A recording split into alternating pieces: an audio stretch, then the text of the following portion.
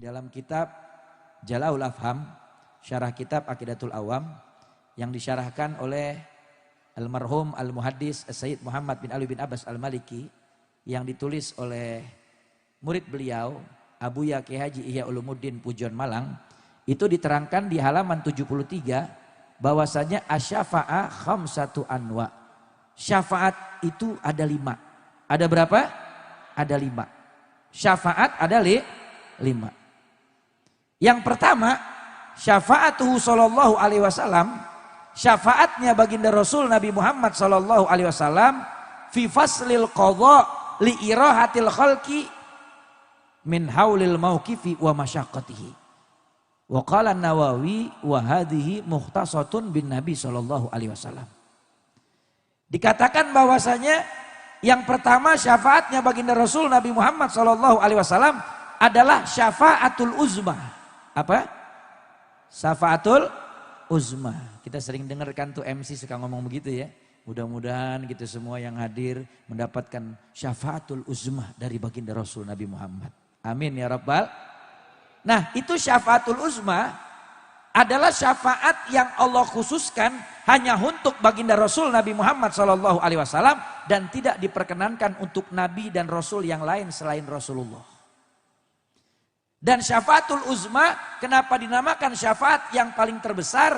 Karena syafaat ini Allah berikan kepada Nabi Muhammad.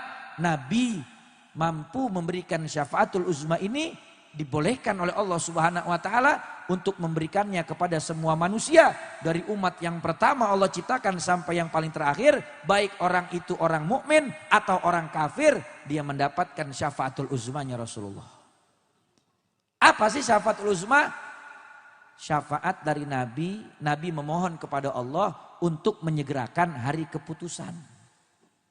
Karena nanti manusia Bapak Ibu sekalian, ketika mereka nanti masuk ke dalam kubur, datang hari kiamat, dibangkitkan dari kubur, ketika itu manusia dalam keadaan sangat ngeri dan mencekam. Ketika mereka mau ngangkat kaki, meletakkan kaki, kata ulama dikatakan mereka bingung mau meletakkan kakinya di mana, karena di bawah kakinya sudah ada jutaan kaki berjejal-jejal. Dan matahari seukuran sepenggala di atas manusia. Sekarang kita di dunia aja nih matahari jauh, di saat waktu siang kita keringetan. Apalagi matahari yang cuman seukuran busur panah di atas kepala kita. Ada yang tenggelam dengan keringatnya semata kaki, ada yang selutut, ada yang sepinggang, ada yang sedada, ada yang tenggelam semua.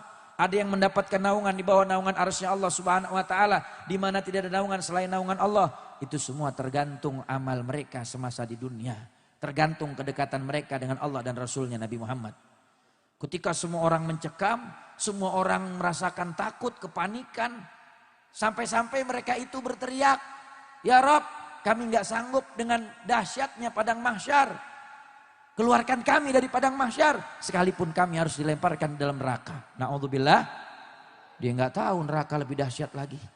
Di dalam kitab Mukasyafatul Qulub karangan Imam Ghazali, Rasulullah bersabda, sesungguhnya Allah ciptakan api neraka itu Allah panaskan apinya selama 4000 tahun hitungan akhirat.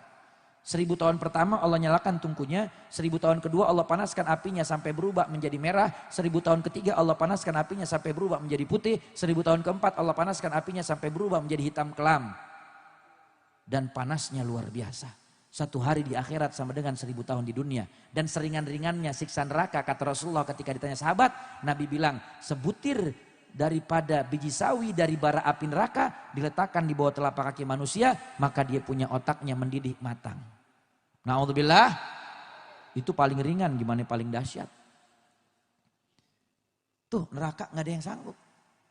Nanti ketika manusia itu ketika mencekam, mengerikan, ketakutan di padang mahsyar, karena Allah biarkan dalam waktu yang cukup lama tuh menunggu dan mengantri hari keputusan, hari sidang di hadapan pengadilan Allah Subhanahu wa taala.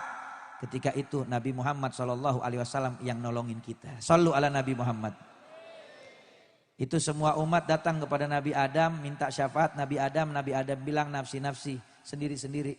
Berangkat semua kepada Nabi Nuh, minta syafaat Nabi Nuh. Nabi Nuh bilang nafsi-nafsi sendiri-sendiri. Berangkat kepada Nabi Ibrahim, minta syafaat. Nabi Ibrahim bilang nafsi-nafsi sendiri-sendiri. Datang kepada Nabi Musa, minta syafaat Nabi Musa. Nabi Musa bilang nafsi-nafsi sendiri-sendiri. Datang kepada Nabi Isa, minta syafaat Nabi Isa. Nabi Isa juga mengatakan nafsi-nafsi sendiri-sendiri. Fayadhabuna ila sayyiduna Muhammadin. Maka semua itu umat datang berbondong-bondong kepada baginda Rasul Nabi Muhammad SAW. Meminta syafaat kepada Rasulullah agar disegerakan hari keputusannya Allah. Ketika itu Rasulullah jawab, analaha, analaha. Aku yang bakal berikan kalian syafaat. Sallu ala Nabi Muhammad. Sallu ala sahibu syafa'ah yaumal qiyamah. Ketika itu Allah mewahyukan kepada Rasulullah pujian-pujian yang Allah enggak pernah wahyukan kepada Nabi yang lain. Dan enggak pernah dibaca oleh siapapun. Ketika itu diwahyukan kepada Allah Subhanahu wa ta'ala. Dan Nabi Muhammad sujud di bawah arsy-Nya Allah. Ketika itu Nabi membaca pujian yang Allah wahyukan.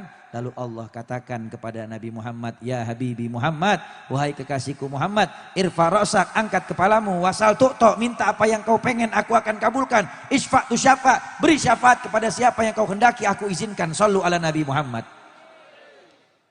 Ketika itu Allah segerakan hari keputusan. Ini adalah syafaat yang pertama. Dan kata Imam Nawawi, hadhihi mukhtasatun bin Nabi SAW. Ini syafaat yang hanya khusus Allah berikan kepada Nabi Muhammad. Tidak diberikan kepada para Nabi dan Rasul yang lainnya. Yang kedua, syafaatnya baginda Rasul Nabi Muhammad SAW. Fi idkhali kaumin al-jannah bighairi hisab.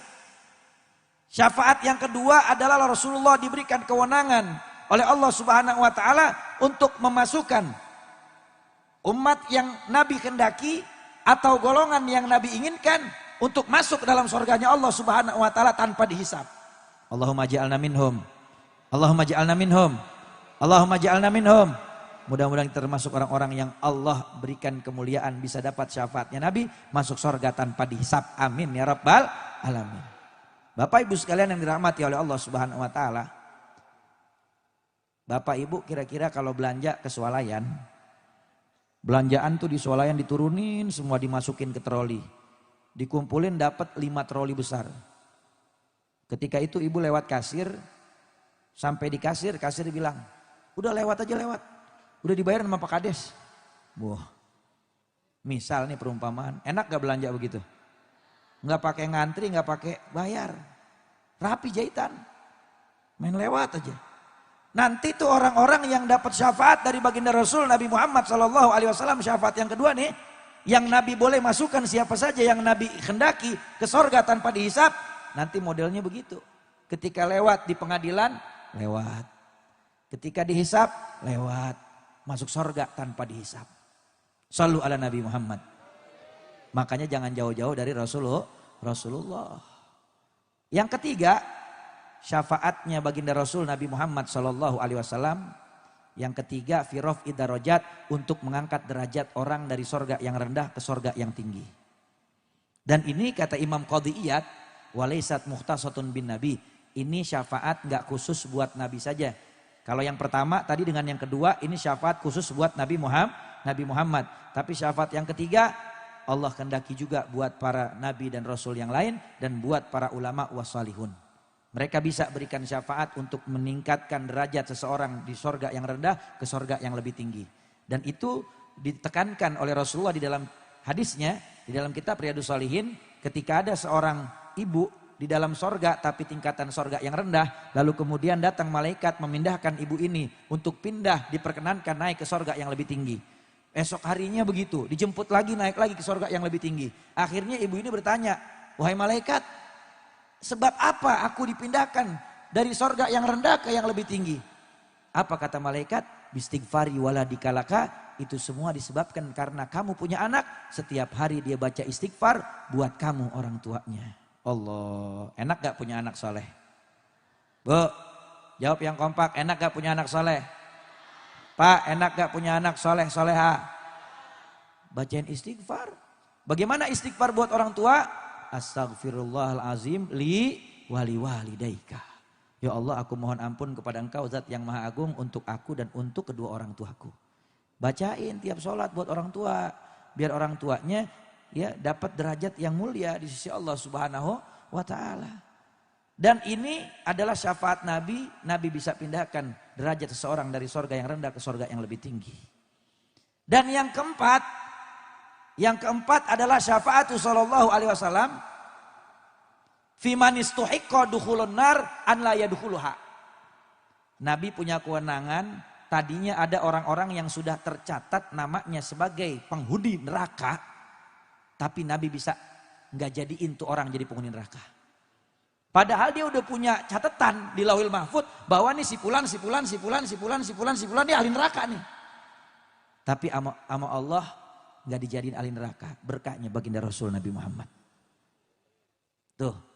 Tapi katanya Imam Nawawi, ini bukan khusus juga buat Nabi, bisa juga buat para Nabi dan Rasul dan yang lainnya.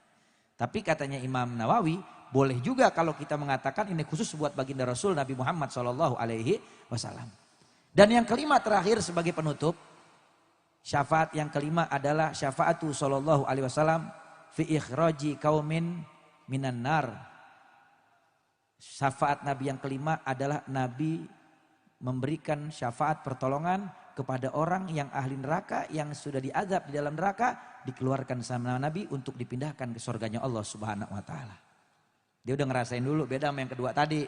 Kalau yang kedua masuk surga kagak pakai dihisap lagi. Ini kalau yang kelima dia udah nyobain tuh bagaimana dahsyatnya neraka, tapi sama Nabi ya dikeluarkan, dipindahkan ke surga. Makanya beruntung punya teman di majelis taklim.